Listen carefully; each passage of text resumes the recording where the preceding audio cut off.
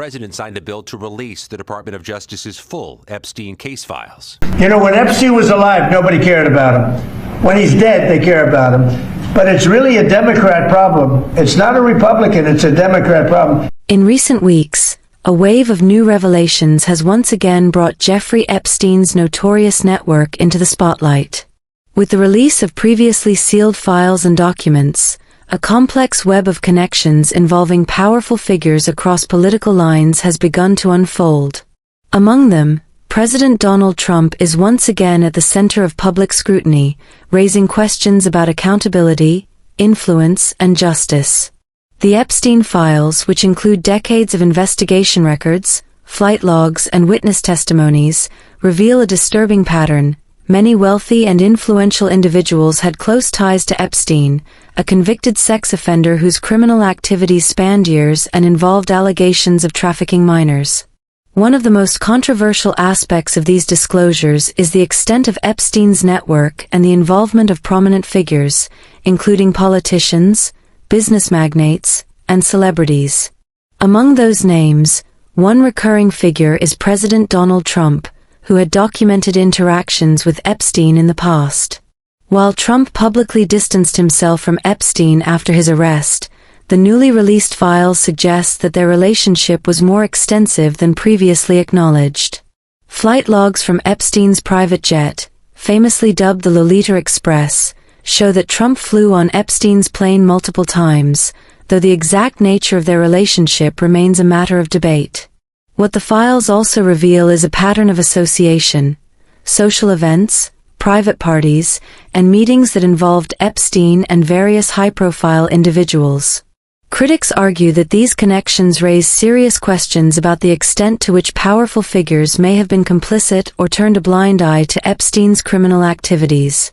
Survivor Lisa Phillips described her time at Epstein's estate there. And what I experienced there was a glimpse into a very dark and disturbing world. Work with them, yes. A few months ago, you had in your office here Peter Mandelson, the British ambassador. You were shaking hands with him over a trade deal. He's today been forced to resign from the House of Lords, the upper house of the British Parliament, over his links to Jeffrey Epstein. Just wondered if you had any reaction to that, since obviously he was... I didn't know about it, but I really don't know too much about it. I know who he is. It's too bad. Speaking of Epstein, I will say this. A reporter named Wolf and Epstein conspired. This just came out yesterday in the millions of pages of documents, how crazy this is. Conspired against me in order to fight like hell to make sure I lose the election. That's the only thing that was mentioned about me.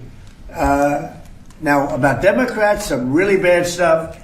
But about me, that Wolf, whoever Wolf is, he wrote a couple of books, and Epstein conspired against me. Did you know that, Mr. Senator? I did know that. They conspired against me, so I lose the election. Or worse. Before the reported. So that takes care of Epstein as far as Trump is concerned, but you got a lot of Democrats out there that are very much involved with Epstein. But I'll be honest with you, you got to get back to running the country. Importantly, the investigation isn't solely focused on Epstein. It extends to those who may have enabled or overlooked his crimes, and even those who may have benefited from the network of influence. This includes a careful look at the relationships between Epstein and certain political figures, some of whom have denied any wrongdoing. For example, Jeffrey Epstein's ties to former President Bill Clinton have been well documented, with records indicating Clinton flew on Epstein's plane numerous times. Estimates suggest more than 24 flights. Clinton has publicly stated that he was unaware of Epstein's criminal activities and that his interactions were related to charitable work and outreach. Similarly, other politicians, including Donald Trump, faced questions about their associations with Epstein. Trump has historically made statements claiming he knew Epstein but was not close to him. However, the files and eyewitness testimonies suggest that their relationship was closer than Trump has publicly acknowledged. The core issue here is transparency. As the files become accessible to the public, the question remains, who knew what, and when? The fight for justice is ongoing, and many believe that holding all those involved accountable is essential to restoring faith in the justice system. The revelations also shed light on the broader issue of systemic corruption. Wealth and influence often create barriers to justice, allowing some offenders to escape accountability for years. Critics argue that this culture of impunity must be challenged, no matter political affiliation. At the Capitol, new word: the Clintons will provide the testimony the House Oversight Committee has been seeking, according to the former president's spokesperson. With that news coming ahead of a planned vote this week to hold the former first couple in contempt. The Clintons have not been accused by officials of wrongdoing. Bill Clinton is such a big part of it. The Democrats are pushing it.